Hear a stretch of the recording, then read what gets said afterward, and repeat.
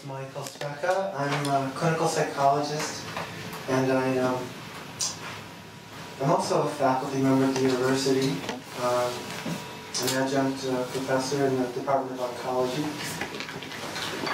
I'm presenting today on the topic of emotions, and I'm doing this at the request of Mike Lang and Janine Giese-Davis, who are kind of the program leaders for the Cancer Survivorship initiative in Alberta. I guess you know about CancerBridges. So this initiative was begun because of the neglect of many years of the area of survivorship, and obviously the emergence of so many survivors and the need to address lingering issues related to survivorship. And as we all know, survivorship is kind of self-defined. It's up to you to decide when that begins. Emotion and difficult emotions, I think, are part of everyday life of everyone, including cancer patients. So I think I changed the topic a little, the title, but it's a similar idea. And one of the reasons I changed it was because sometimes we get the idea that some emotions are bad, or that we should somehow ban them from our experience or shut them out. And I don't think that's usually the most helpful way to consider our emotions. I think we get a lot further when we learn how to relate to difficult emotions, even as they're unpleasant. Just like we live in a world with a lot of unpleasantness, but we can't just banish all that unpleasantness. We have to learn how to deal with it. And so, you know, from a psychological standpoint, I think it's important to consider that option, that we don't need to escape or avoid difficult emotions. They're normal, and they can be helpful if they're viewed in the right way, if we work with them in the right way. I noticed as I was preparing this, I didn't use the word positive once, which is kind of a surprise to me, because one of the lingering issues we address all the time is this idea that you must be positive. So maybe we'll touch on that a little bit. I'd like to just begin by saying, are you having an emotional experience right now? It's kind of a joke, but really, if I were to ask you, could you identify any underlying emotional tone to your this moment experience? Could you do that? Would you notice it? If I direct you to, does it become apparent? I'm sure there are. And sometimes these kind of background emotions are very subtle. It may not be easy to put words to them, but I think we recognize that there is some kind of a emotional tone that we bring with us. And so you might recognize what that is for you right now. And so I'd ask you to also think about if you do notice some emotional aspect to your experience right now, is it going to affect how you experience this presentation? Just a kind of a self-inquiry for you. What emotion are you bringing? How might that affect how you perceive what I'm going to share with you today? Other kinds of emotions may be related to people. Maybe you have ideas about presenters or psychologists, and if you have those kinds of attitudes, maybe they're going to affect how you hear what I have to say today as well. So I just want to clarify, my closest contact with dealing with emotions is not as a researcher of emotions, although we do investigate emotions, especially in terms of outcomes of some of our clinical trials, looking at our interventions, our support programs, and so on. My primary relationship with the idea of emotions is really in my clinical work day to day, of working with cancer patients and how what they present to me. So how do we practically work with emotions? So hopefully I can bring some of that experience to this conversation with you today. So yeah, I'd like you to, maybe you have questions right now. Probably you have a question. That's a presumption on my part, because you came to a presentation, so that implicitly might suggest you have some sort of question in mind. maybe, at least for yourself, could you identify what that might be, or if there are several, or if it's very general, curiosity, interest, that's fine too. Both of the questions I've asked you so far kind of hint at this idea of attending to our own inner experience. And this is a skill to do that. In a lot of domains of life, and a lot of individuals have very little kind of maybe encouragement or opportunity to really examine inner processes that affect how they live their lives. We, in psychology, typically would like to encourage that as much as possible, and I think it's very important when we're dealing with emotions. One of the aspects of emotions is they come with what we call action tendencies. So a particular emotion might have an action tendency, and sometimes in a more common parlance we might say, something happened and I reacted. Well, sometimes those reactions get us into more trouble than good. And so this is about bringing a sense of awareness and skill in how we relate to our inner experience, and then how we take that inner experience, work with it, use it, respond to situations using the information that's available partly through our emotional life. That's my preface to this presentation. Are there any questions to begin with? If at any time you have any, I'd welcome you to raise your hand or just speak out. I'd be happy to try to address them. So I finished doing this presentation, and one of my colleagues said, "Do you have any cartoons?" So I said, "No, I better get some." So I found this one. So, what is an emotion? Presentations traditionally start with kind of defining of terms, I guess. Some of the experts say emotions are whatever people say they are. So I guess you're the ones that decide what is an emotion. So up here, they've labeled these ones. They've labeled these ones dedicated. Is that an emotion? Confused. Confident. Down. I guess most people recognize that as an emotion. I see that says dumb. So what are emotions? What's your own sense of what an emotion is? I guess you know it when you feel it, right? I think that's most of our experience. We all recognize that we have an emotional life that involves an inner sensation of feeling. We think of it as in terms of feeling, something about the body. And usually there's a meaning attached to it. I think we can often recognize that emotions have a meaning connotation for us typically. So here's another one I found. Consummate character actor Chuck Norris, showing all his range of emotion. And maybe you know someone like this. Okay, got all the cartoons out of the way right away.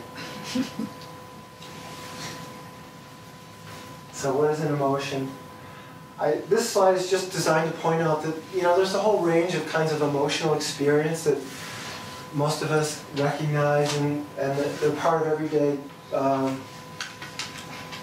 understanding of emotion. That includes frank emotions, which typically are thought of things that are kind of discrete in time, for example. They're usually around a particular event. There's strong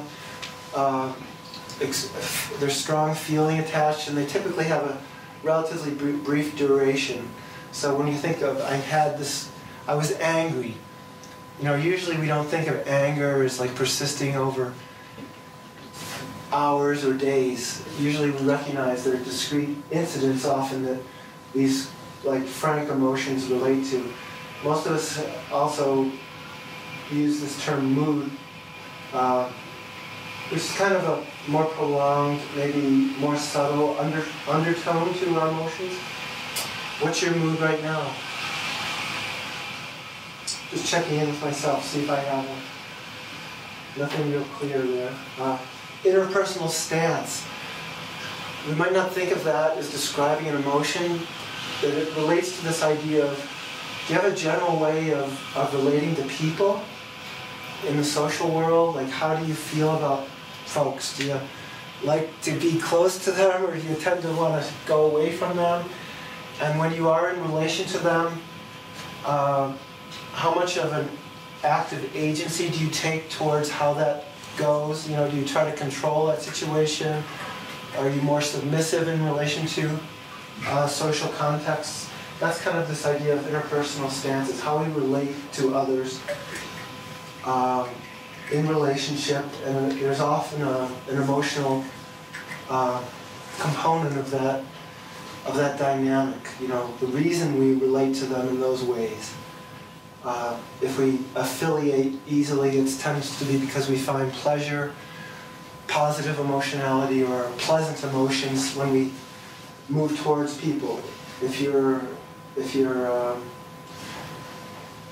feel overly vulnerable, it's an unpleasant experience to be in a relationship, and you're more likely to pull away. So these are just various ways of talking about or thinking about emotional dimension of life. Preferences, attitudes. I love chocolate ice cream.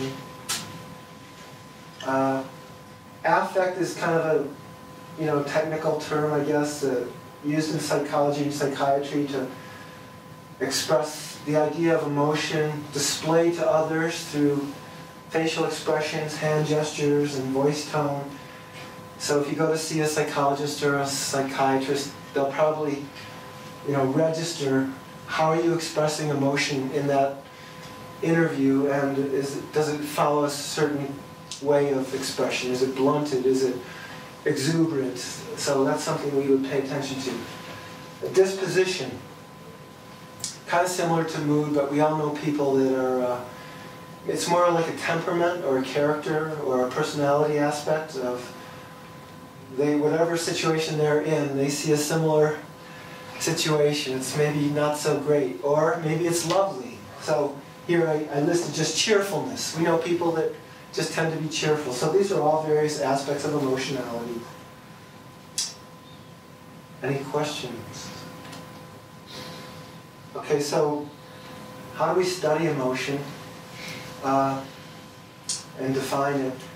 A lot of the study of emotion comes from cross-cultural study to try to understand, what's basic human, what is emotion in terms of, the basic biology of human beings. So one way that scientists try to answer those questions is to look across cultures, because something that's expressed in all cultures is more likely to have a biological basis. And so there's a lot of disagreement about this, about what are the basic emotions that are identifiable, but these are some of the common ones that are generally agreed upon: happiness, sadness, anxiety, or fear. And we'll talk a little bit more about them. Anger, disgust. And there's debate about these ones: surprise, interest, curiosity. What do you think? Do those sound like emotions to you? Yeah. And there are a lot of theories about emotion. I'm just showing this one as an example. There's dozens of them. Theorists that try to explain emotions, where they come from, how they work, the complexity of emotion. So this theory by this man, Plutchik, I don't really know his works that well, but he says there are 8 basic emotions. Let's see, I think that would be these ones in this level. And that the other ones are blends of those primary emotions. So disgust and anger, he says, mix them together and pop them in the oven, you get disgust, or contempt. That makes sense, kind of, right? Anger and disgust, it's contempt. How about, let's try something else. Trust and joy. Love, I don't know, that's a little bit of a reach maybe.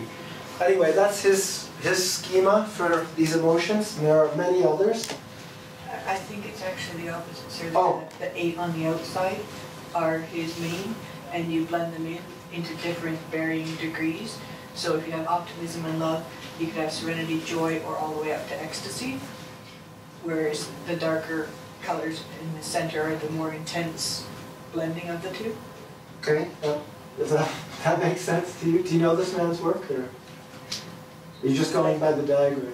Years ago at DeVry, I took maybe 2 pages of it, that's all it is. All right, I think I read some of the text, but you can get the basic idea that we have basic emotions and that various blends of those basic emotions produce emotions with different flavors.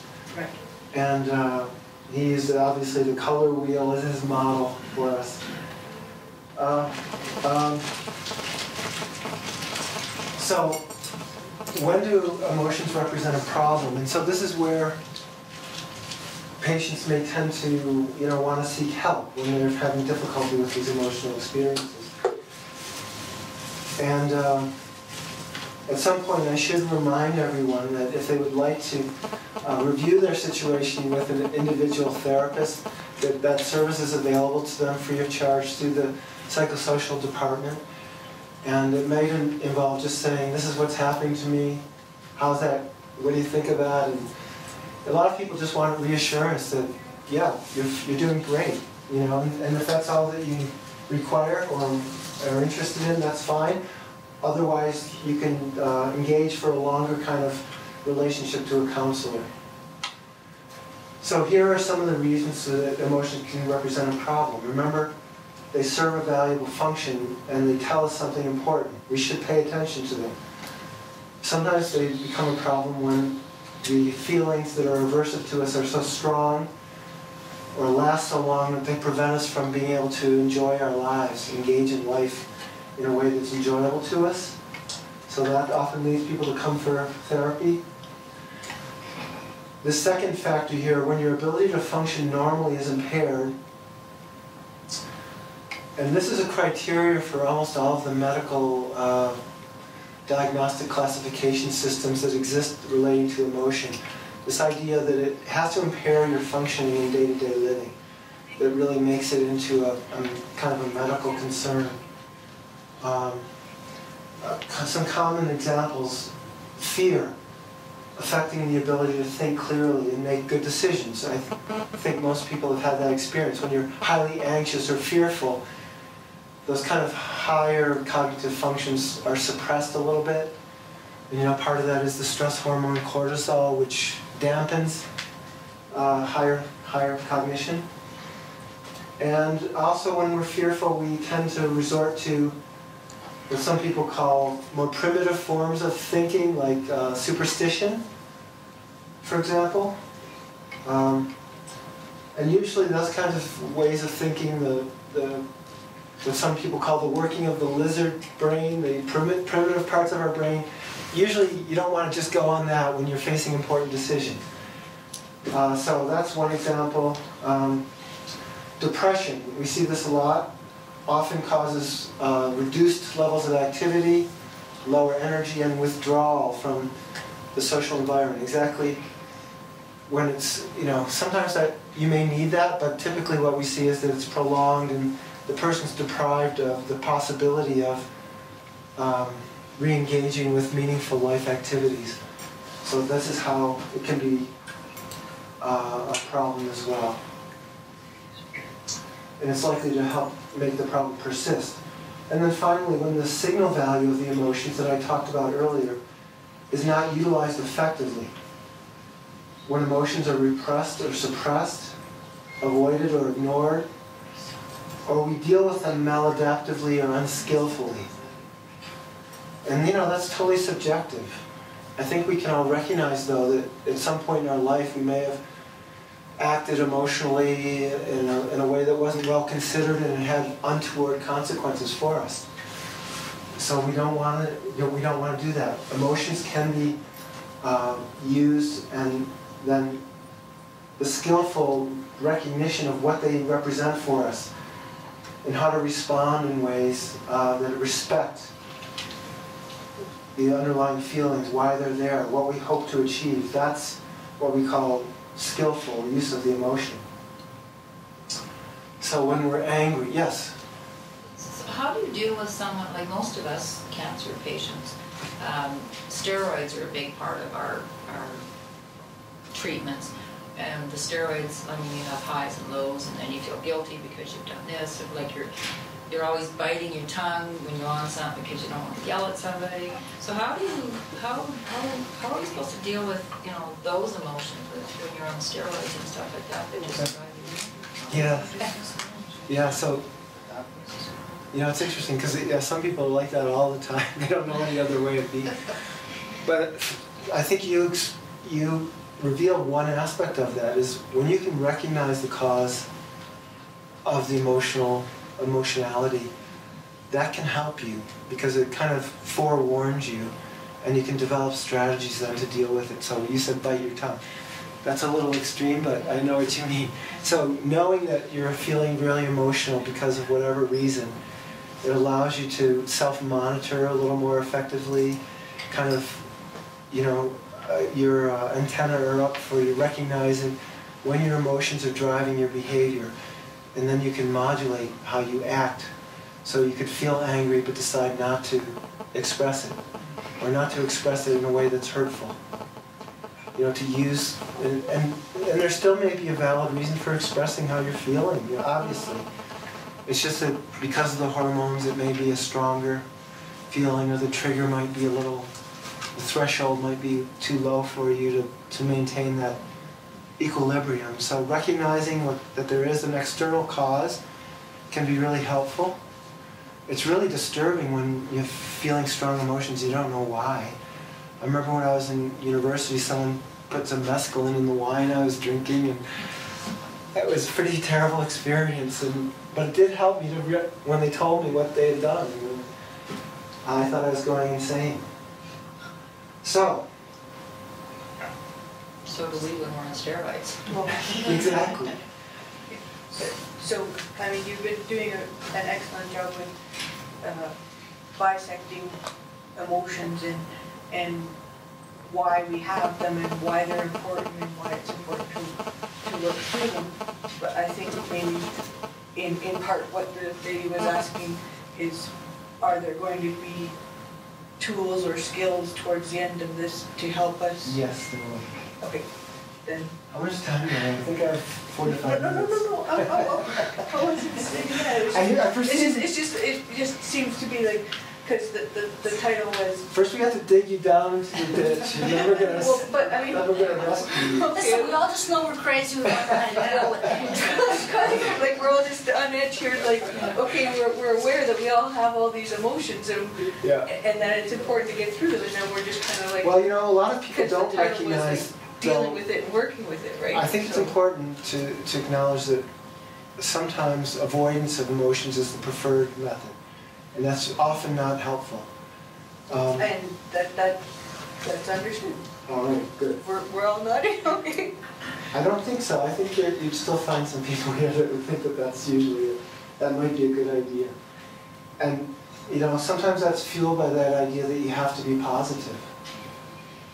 And there's a discomfort with unpleasant emotions. It's natural to be uncomfortable with them, and I'm getting to that. Well, that's true though. After your chemo and your radiation and you get a clean bill and everyone's like, be positive, and you've been positive and you've been fighting and everything's so good, and then all of a sudden, like it says, you start thinking about death and suicide and you feel really shitty and low, and you're like, why am I feeling so low? Everyone says I should be so positive and I should be so happy. And if I'm not, it could. Exactly, so do what's something wrong with bad me to because you. I'm not happy? Right. And then they're like, oh, be happy, you have hair. Well, I'm not happy. I'm not. Straight. Yeah, so I think all of my colleagues and I would agree, we want you to be happy, but there's a process, and we're going to talk a little bit about the process. So this is what I'm here for, is to see that this is normal. I'm not the only one that's going through all this. Yeah. Yes. I'm going to say in response to this lady that being positive is a strain It's from hard. the moment you and your spouse are told one of you has cancer. Being positive is not a positive thing when it comes to dealing with cancer. It's almost like I need to take positive and just stick it on the shelf because that was for a different lifetime moment, and now I have to deal with absolutely everything else the best way that I can. And at some point when I see positive, bring it back in and attach it to whatever other emotion I'm feeling at the moment.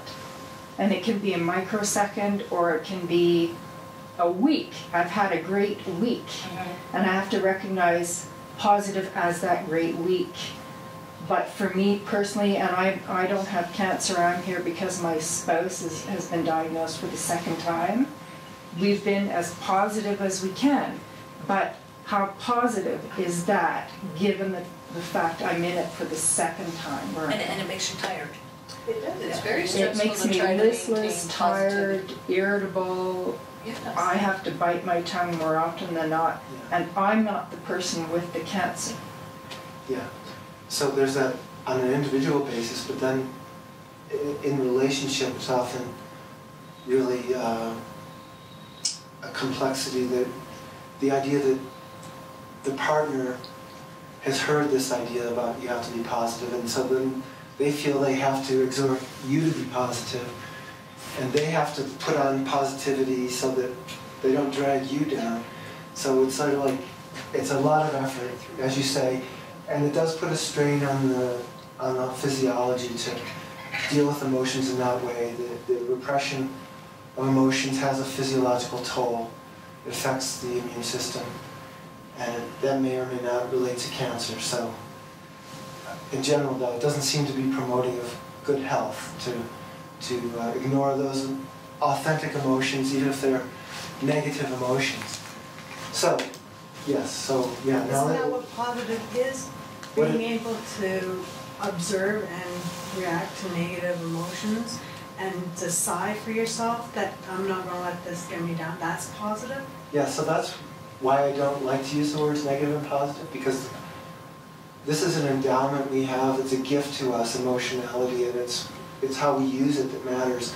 So we can use it for beneficial aims or ends or goals, as you're describing, or we can use it in ways that are destructive if we're not skillful, or if we just react heedless of how the impact of those emotions on ourselves or on others. So yeah, it's how we use them, the wisdom we use in relation to the emotions. That's what I'm concerned about. So even when there are external sources, often the same means of dealing with the emotions can be helpful. So the causes can be varied, but the ability to impact the emotion, also the remedies can be applied regardless of cause sometimes, and have some effect. So even though you're emotional, you're feeling very emotional and teary because of your hormonal status at a given moment, that doesn't mean that being comforted won't be helpful. It might not be as effective, but it's still often welcome. And doing other things that deal with, the other causes of sadness besides the hormones, they can still be effective as well. So, I'm feeling very moody. I've got menopause today, or whatever they call it, and I'm watching a sad movie about the state of the world and how things are going to pot, and so I'm feeling teary. It doesn't mean that gaining perspective on that cognitive component won't be helpful. So even though there's an external source that's indisputable, that doesn't mean we can't affect it by other means. And so that's partly what we do in psychotherapy. Because again, it's not either or. It's always both and. So there's this concept called emotional regulation, and I want to just talk about that a little bit. And so this is a skill. How do we influence our own emotionality? Not only in terms of the inner experience, how it feels to us, but also in terms of expressing of the emotions. And they kind of go hand in hand. And the idea of our capacity to regulate our emotions, it keeps us within what you could consider, a workable range of emotionality. Being too aroused or under-aroused make functioning difficult. And this is often considered kind of an essential component of mental health. Lacking this ability to regulate our emotions gets us in all kinds of trouble when we're dealing with other people, especially. it's often considered one of the defining elements of psychological disorders. There's this idea of over-engagement, which means repetitive and unproductive thoughts, processes, rumination, and worry. So anyone who's been depressed or anxious can recognize that kind of mind state, where you go over and over and over and over the same material cognitively. And so we do know ways to help with that. And I'm going to talk a little bit about that. And actually I do want to lead us through some experiential activities.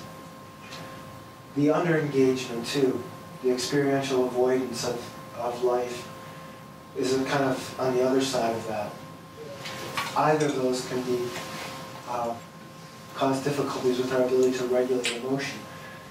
A lot of it stems initially from recognizing it. So this ability to modulate our emotions is part of many of the effective approaches to psychotherapy. So, I know everyone wants to be their own psychotherapist, and we all have to be. But if you want support with these things, it's often wise, because sometimes, there's aspects of our personalities, aspects of our behavior, aspects of our self that we often are blind to. Sometimes it takes somebody else to point out aspects of our self that, well, for one, we're so habituated to. We've been that way our whole life. And often it's only other people that can see those aspects of us. And that's one of the roles of a therapist or counselor, to be able to sit outside and disclose aspects of what they see about you that you may not be seeing. That could include aspects of how you work with your emotion. So here are aspects of emotional regulation. Emotional awareness. That's kind of what I was alluding to when you first came in and I asked you, what are you feeling right now? So sometimes there's almost always kind of an emotional background that we bring with us, a certain mood or tone of emotion. When do you notice your emotions? Is it only when they're to a pathological level? And if that's the case, you may be missing opportunities to be more skillful in modulating the emotions, because they're often more manageable earlier on, before the intensity has gotten too great. So emotional awareness is an important part, because it's our signal to bring in to play some of the skills that we could develop, or we already have. Most of us know how to deal with emotions to some degree. We wouldn't have got this far in life. Emotional expression is important, so that means showing your feelings in ways that respect yourself and others. So there's that emotional, expressive component of emotions that we recognize, like those faces in the beginning. When we see someone experiencing emotion, we can often identify it ourselves. And that's kind of a natural part of the emotional experience, and expressing it often it's a kind of a cathartic experience to be able to express it. And we want to do that in ways that are constructive and not destructive, or that don't exacerbate the problem. Sometimes people have difficulty expressing emotions. Why might you do that? Well, why might you have trouble expressing emotions? You don't want to look weak. You don't want people to see that you're hurting. Right. You don't want to add stress to loved ones. It could add stress to others.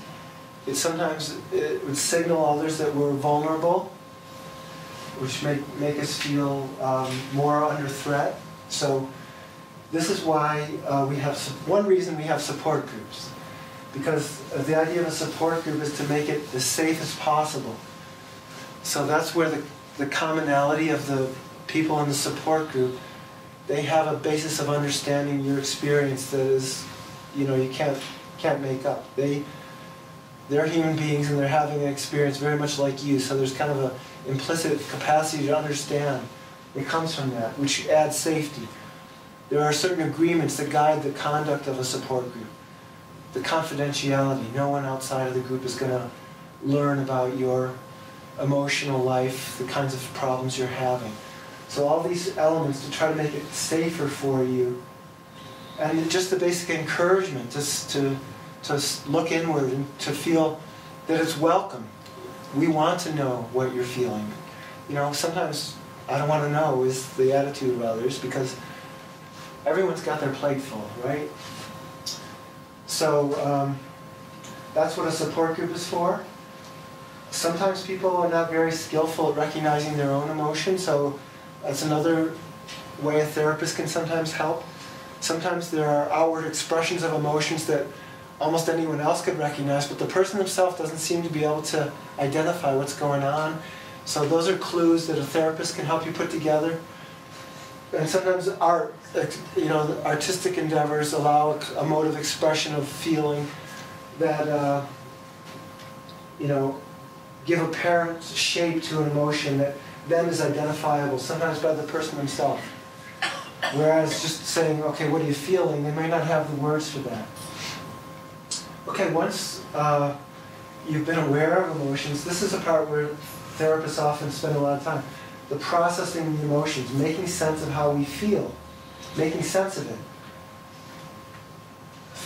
Facilitating changes in how we think about the events and helping us to find meaning in the stressful experiences. So this is similar to this is what you were saying relates to this. So there's maybe no way that some aspect of our experience can be seen or construed as being positive. So sometimes a broadening of context allows more salutary kinds of emotional experience, which can balance or provide respite from the distressing emotions. So, yeah, I hate having cancer, it's horrible, but I really love going for a walk with you along the river and feeling, you know, expressing our love for each other and seeing the beauty of nature.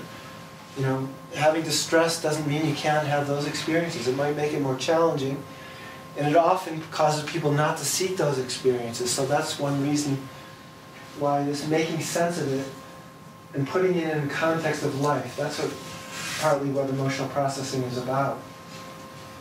A lot of people have heard about this, what's called benefit finding, right? What is it? Benefit finding? This idea that, you know, I never would have asked for it, but I'm really glad I got cancer. You know, No, we haven't heard of that. you haven't heard that one yet, huh? No. So this is spontaneously reported by many people who have had cancer, and it's being investigated by social scientists. So there may not be an overall feeling that, yes, I'm so glad I had cancer, but often people are able to identify impacts that cancer had on their life that were beneficial. You may think of something. It's kind of, I've been living with an incurable cancer for almost 8 years, and there are some blessings with it, and your life takes a whole different route than it would have if I hadn't been diagnosed. I mean, I would want to have it, but I've got it, so I gotta live with it. So you do find some blessings in it as you go along. Right, and if they're true for you, if they're authentic, then they're great. That's great. You turn a lemon into lemonade, so to speak. And Yeah. So, you know, that's kind of a simplistic formulation, but I think it's one everyone understands. You take what you're given and you make the best of it you can. And so, you know, sometimes even I'm going to talk a little bit about meditation. And in some meditation traditions, there's a practice whereby one kind of fast forwards and envisions one's own mortality and, you know, tries to live in that experience and what it means, because it heightens the appreciation of the present experience. You know, how rare, how unusual, how wonderful, glorious is it, the possibility of being alive, something we kind of take for granted. And so that sometimes is one of the kinds of insights that emerges when someone's life is threatened unexpectedly, a recognition of how profound and wonderful life is. and if you can use that to your advantage and to dive into life. So I don't know how many people I've had that have come and said, you know, I was retiring next year and then my life was gonna, that's when I was gonna start living. And so this idea of finding what can be, how it can enhance your life, the awareness of mortality. You know, the idea of, there's a saying that experiencing a human life is as rare as a turtle coming up in the ocean into a life preserver. How often would that happen that a turtle comes up from under, and their head comes up and they're in a life preserver? That's how rare this possibility is of human life. And so do we treat it that way? Do we appreciate the preciousness of it? That's just one example of this kind of idea.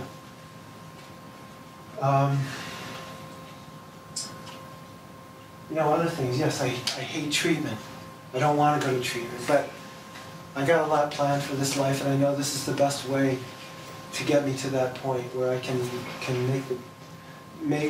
achieve my goals, where I can live out the objectives that I have in mind for myself.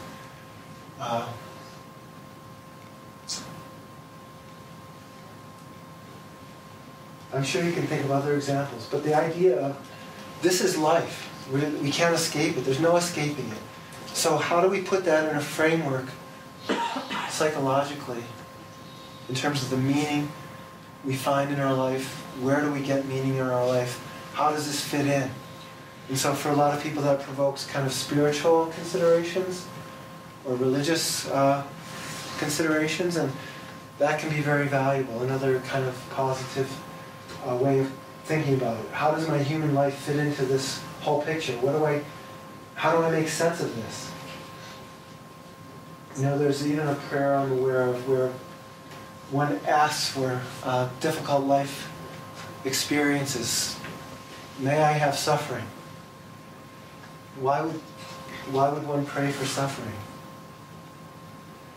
Why might one pray for suffering? Any ideas? It strengthens your character.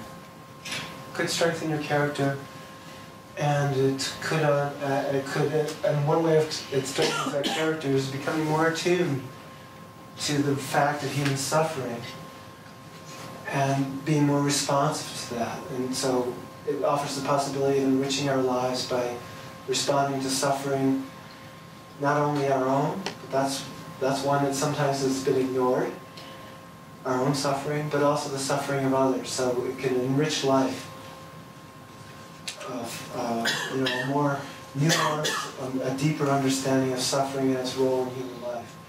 It comes from only one place, the actual experience of suffering. Modulating emotions. So these are things like self-calming. Everyone has learned about, well, what are soothing things for you? Well, let's just hear some ways you soothe yourself. Watching a funny movie. Watching a funny movie. Got any in mind? Do you see any? Oh yeah, The Scorpion King yesterday. Right, humor's in the eye of the beholder. Yes, exactly, exactly. Yeah, not embarrassed at all about it. That's embarrassment. That's one of those complex social emotions. Yep. So, watching a movie.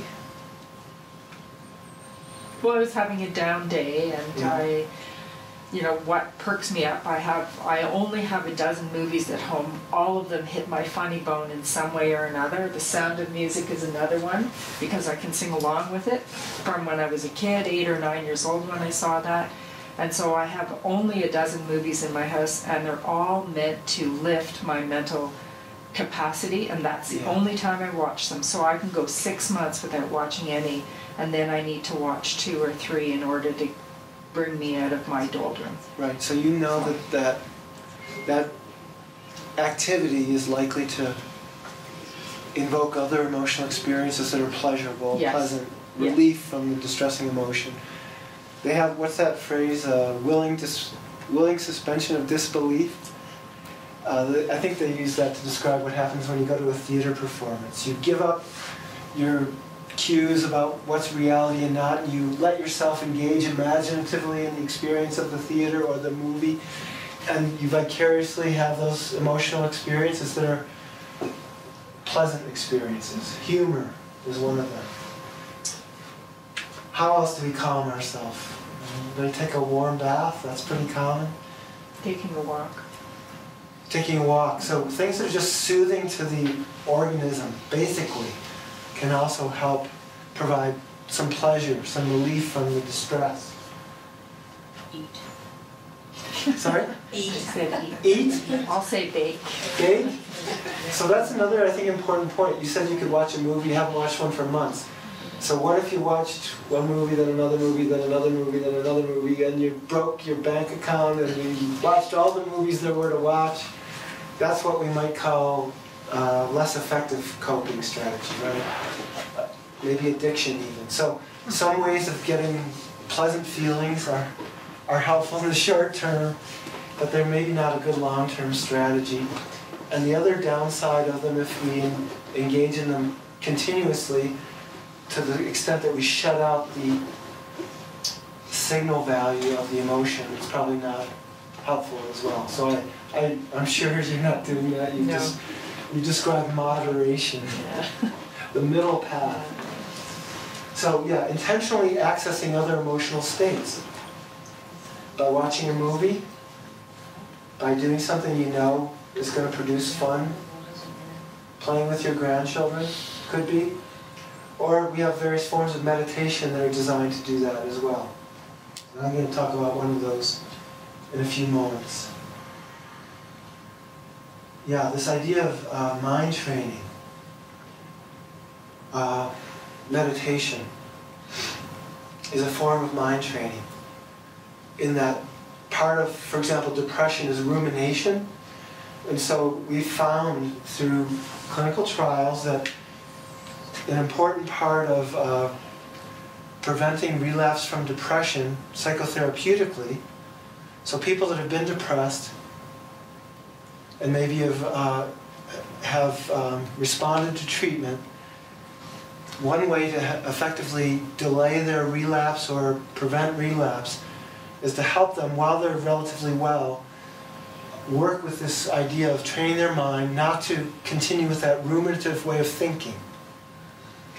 And part of the way that's done is by training this ability of ourselves to attend to our own inner experience, to recognize what is my mind doing.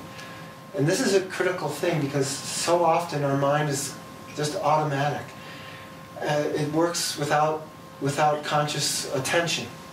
But if it's doing that, it's often possible that we've developed ways of using our mind that are not as effective and don't produce the kinds of outcomes that we really want.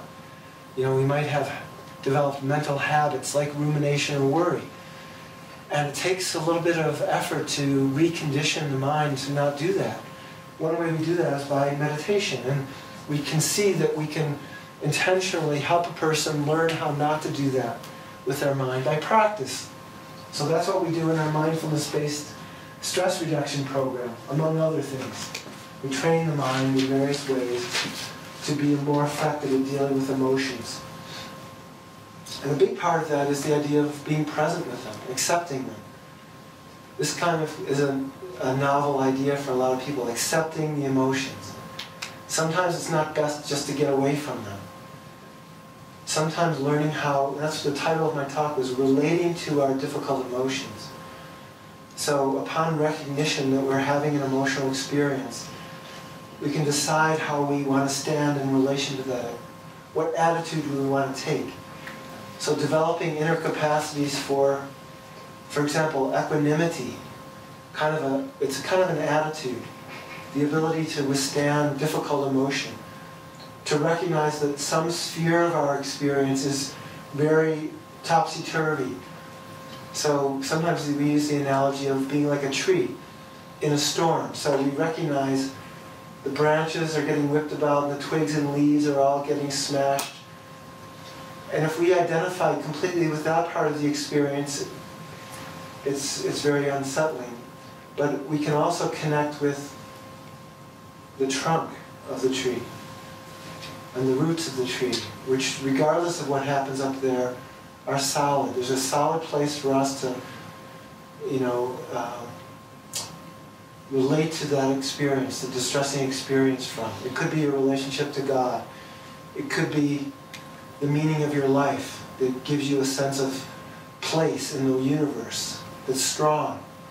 And so if we can recognize those solid aspects of our lives, it's easier to, relate to the distressing part. One of the meditations we do is called lake meditation. So we kind of imagine ourselves to be like a lake. And the same thing, on top of the surface of the lake, what's it like in the midst of a storm? The waves, the clear reflection of the world is kind of fractured. But down beneath the surface, it's still calm. And life goes on. So being able to access more stable emotional attitudes, or attitudes towards life. And we can strengthen those through practice as well. Joy, love, compassion.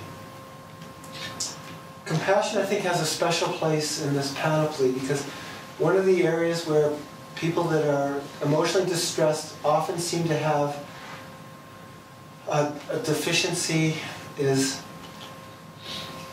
this is not everyone, but often, a difficulty being compassionate to themselves.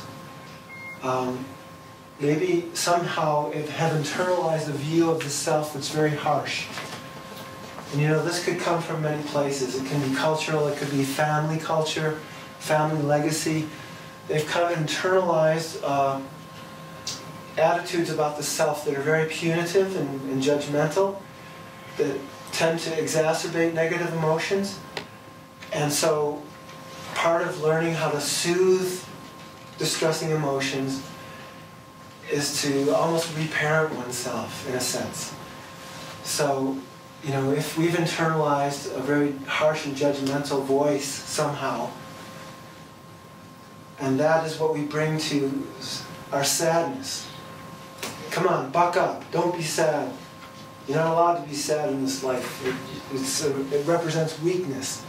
If that's the way you treat yourself when you're sad, it's probably not going to be that helpful. If you had a young child that fell and cut their knee, I don't know, I hope that you would not be so unkind as to just, dismiss their grief or their sadness. You would not be so unkind as to not, pick them up and embrace them. That's what we kind of naturally do when someone's suffering. But sometimes that somehow has been conditioned out of us. And I think we often need to be kinder to ourselves. And so that's something that we can intentionally do. And on one of the practices I'm going to talk about, we'll do that as well. Okay.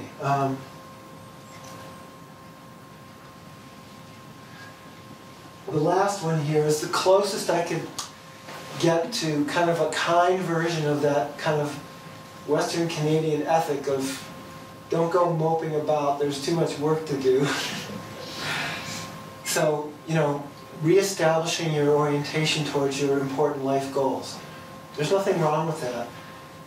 It's very important to be able to do that. Just not to the exclusion of your emotions. We don't have to deny our emotions in order to be effective and to get back up on our horse. We can do both.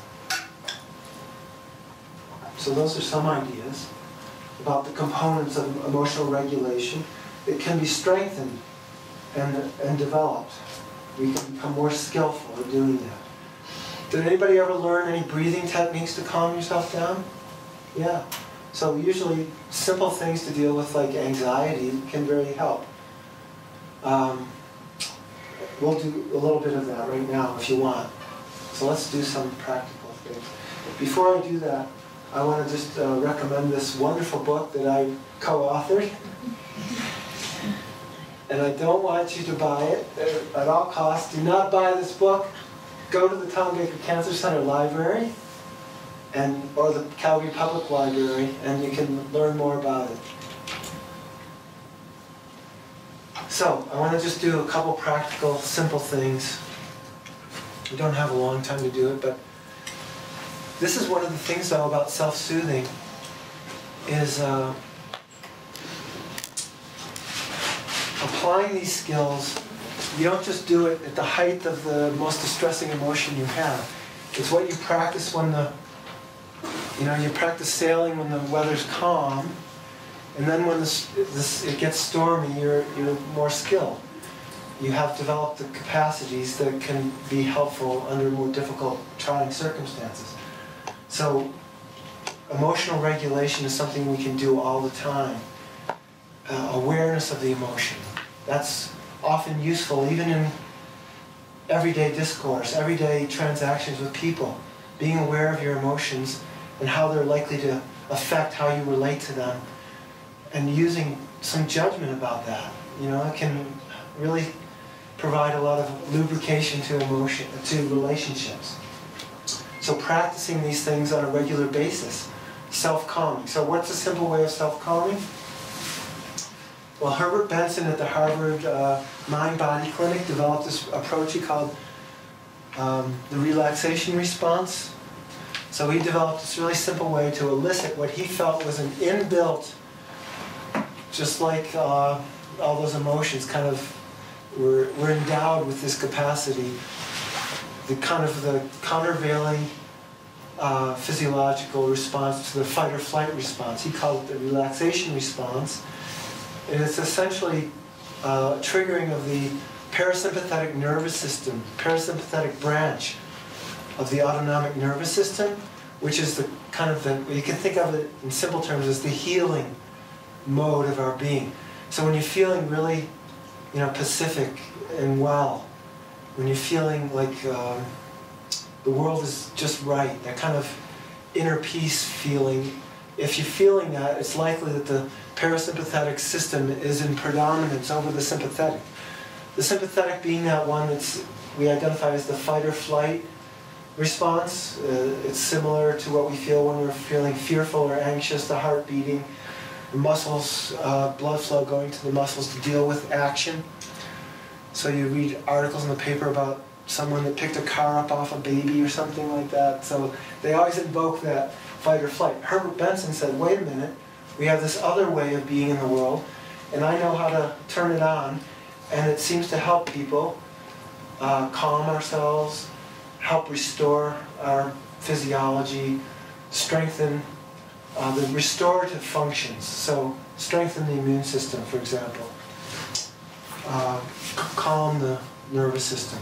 So I'm going to just go over that with you. His simple method. He had 3 steps to it. It's very simple. He made it, user-friendly. So I'm going to start with that and just go on and extend that in some other ways. So let's start with that one. First, number 1 of his 1, 2, 3, a time and a place, and a comfortable time and a place. So let's just choose now. No time like the present. And a comfortable place. These chairs aren't too bad, I think. They're all right. They support you. They're safe. You can put your arms on the armrests if you want. So relatively comfortable. So that's number 1, just choosing a time and a place, sitting comfortably. Number 2, just relaxing the voluntary muscles of the body. So, we have part of the muscle system is kind of involuntary, parts involving digestion, facial expression, for example, or there's a crossover, but we know that to lift this, I'm using a muscle, I feel it gets tense, so that's the voluntary muscles. So just releasing that tension in the voluntary muscles, that activation, was his number 2 step. So how do you do that? Could you do that if I just said, relax your muscles? Could you? Some of you could, probably, to varying degrees. So often people do have some capacity to do that. There are more elaborate ways to train people to do that. You may have heard of progressive muscle relaxation. And so an abbreviated version of that would be just to, as you sit there comfortably, just to tense your hand and your forearm and feel what muscle tension feels like. And then intentionally let that go. And notice that the shift in proprioception. How does it feel differently? So by practicing that systematically, people tend to improve their capacity to relax the voluntary muscle system. A lot of people don't need that elaborate step-by-step, I think of it as pedantic approach, because it takes a while. A lot of people often can respond to just suggestion. For example, can you let your body go limp? Simple English words everybody understands. Can you let your body weight just be supported by the chair? Could you let your arms and legs just be all flippity-floppity like a Raggedy Ann doll?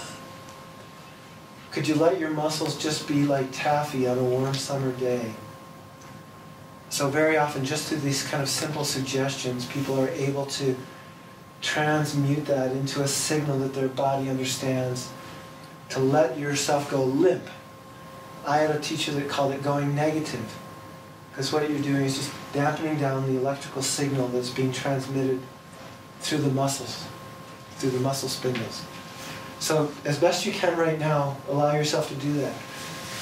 Even if you're not doing the tensing and relaxing, sometimes just systematically bringing your awareness to the different parts of the body that you know tend to harbor tension. So the shoulders. Sometimes the suggestion to just let the lower jaw hang. So let there be space between the teeth. Let the tongue be soft in the mouth. Allow your face to be relaxed, as if someone wiped it with a warm washcloth. So face relaxed, jaw relaxed, hands relaxed, feet relaxed. Often tension held around the pelvis, because this is a vulnerable area of our body. So if you can become aware of any clenching in the core, in the pelvis, can you let that soften? So to whatever degree you've been able to do that. The number 3, Dr. Benson asked people to focus their mind on a repetitive stimulus, something repetitive. And so he used the breath, which is also used commonly in many forms of meditation. So if I could ask you to just become aware of the sensation of breath in your body. Not the idea of breath or the fact that you know you're breathing, but actual feeling of the breath. Where can you feel it? The belly? Maybe the sinuses? Or the throat? Wherever you can feel it coming in, going out. The movement, the sense of the body. A precise feeling that you recognize, can identify as the breath, or being related to the movement of the breath. Bring your attention there and allow it to rest on that breath. Just your natural breath, whatever it is. And Dr. Benson often added an element to that, which is counting the breath. So breathing in and just saying inwardly 1 to yourself, then breathing out 1. And so on. And just repeating that for several minutes. Alternatively, Dr. Benson suggested people use a prayer that was soothing to them. So just a prayer, you could say a rosary, some sort of a soothing word like a mantra. So that with each breath, you just repeat that verbal construction that has a soothing connotation.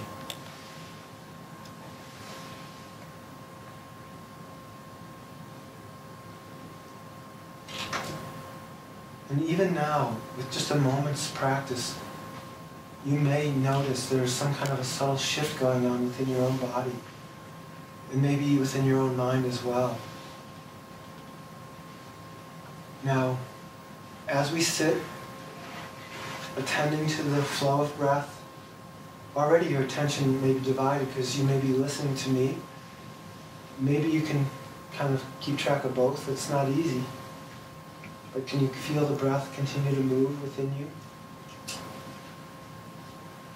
As you do that for a moment or two, you'll notice your mind goes off in other directions. So this is another part of that capacity to attend to our inner experience. I've asked you to attend to the breath, and various other things might be calling you away from that task. So this quality of attending to our inner experience, what we call mindful awareness. If we notice that our mind is going off somewhere, some other agenda that might be a perfectly valid agenda, but it's helpful to know that. And once that happens, say we start to worry about where we're going from here. This is a typical kind of excursion of the mind, going off into the future.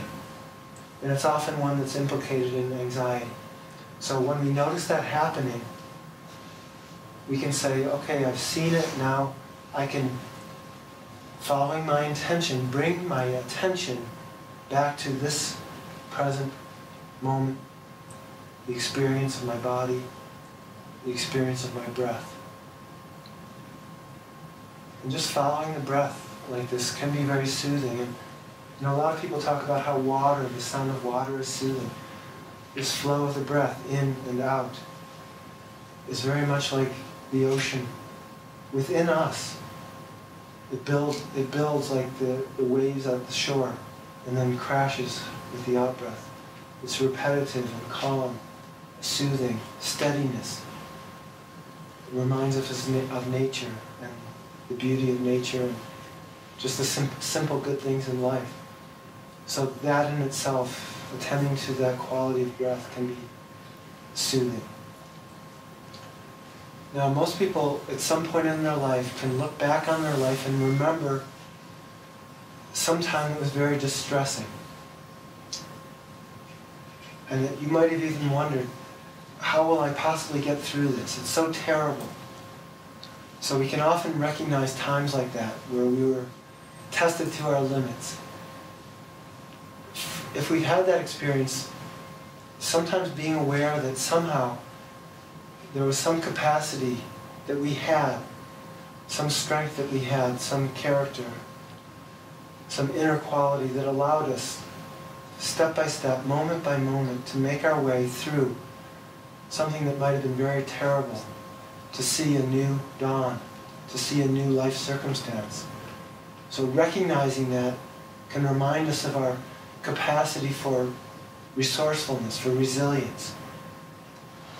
You know, can diminish that sense of all-pervading hopelessness that can come, for example, with depression. And lastly, I'm going to kind of transmute this experience, if you're willing, to just one more thing. I'm just about a minute over. If you have the patience to do this, I'd like you to consider it. If you have to go, I understand. Most of us have, at some point in our life, known someone who was very good to us, who we might have had feelings of benevolence or love towards. And so I'd like you to call to mind this person.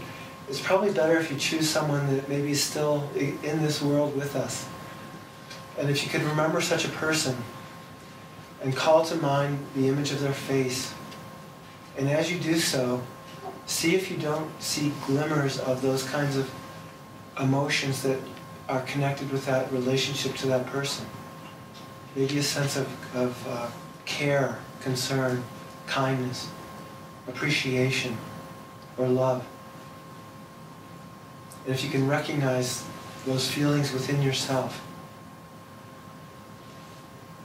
and direct them from your own heart center, your emotional place, wherever you find that or identify it.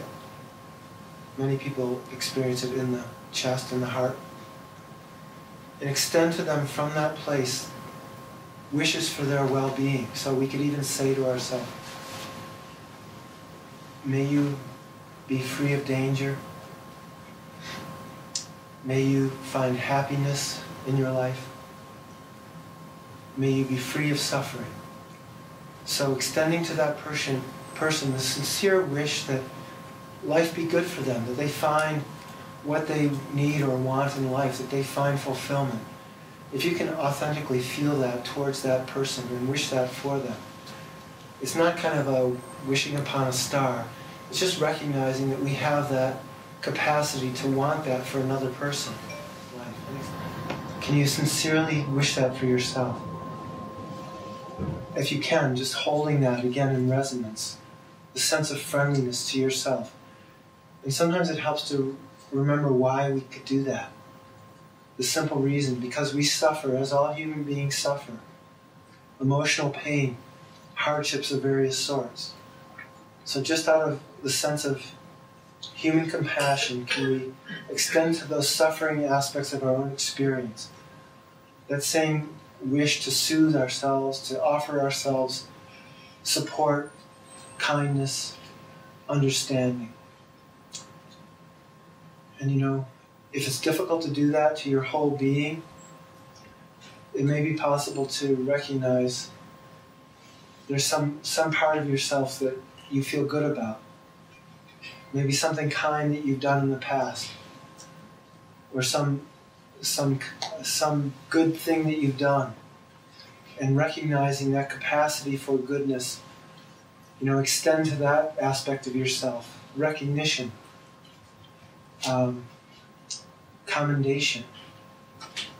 There is good in there. Can you extend to yourself that understanding that the basic wish to be happiness is valid, and you can support it, honor it, and recognize it within yourself.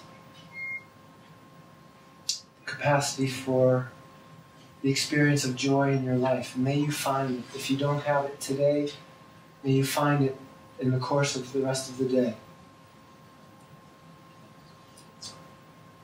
And just to conclude, you may consider whether it's possible to extend to others suffering around you that same wish that they also, even though you may not know them, you know that they're a human being just like you. They likely suffer in a very human way just like you.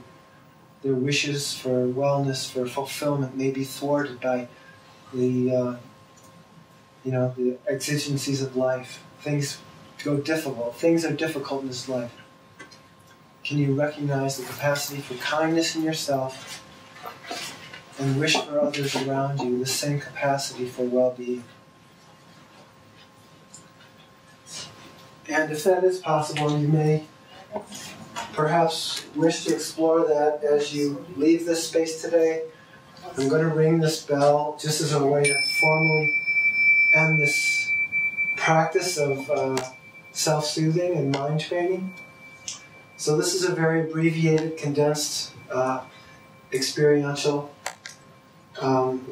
practice. So it started with just calming the body through these kind of universally accessible ways, breathing, relaxing the muscles, focusing the mind on something soothing.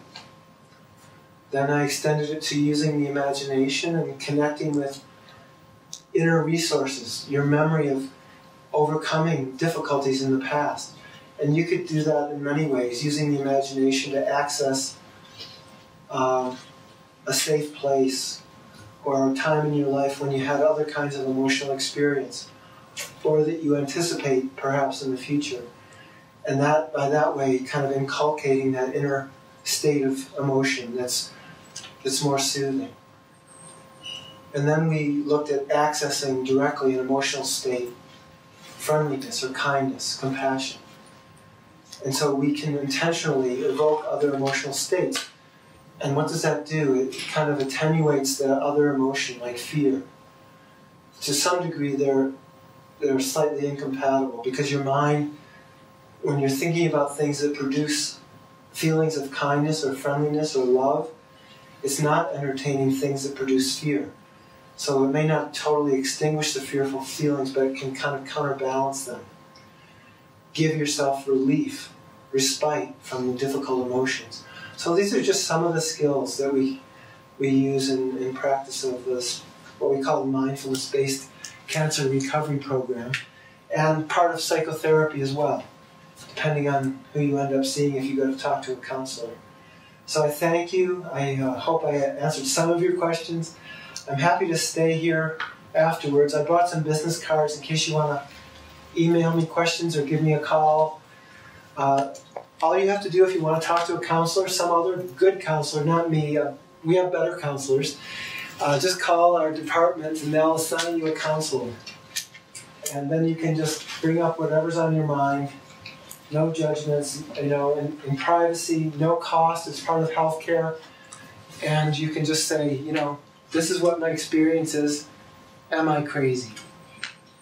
Or you may have a better idea about what you'd like to seek support for. There may be more specific objectives, and we're happy to do our best to help you in those objectives. So thank you again very much.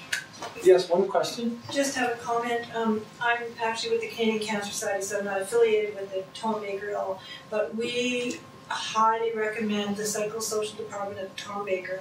I always say it's kind of a weird name, psychosocial, and not to let that frighten you, but we hear so many good things about the psychosocial department. It's here as an Albertan. It's one of the privileges we have of living here.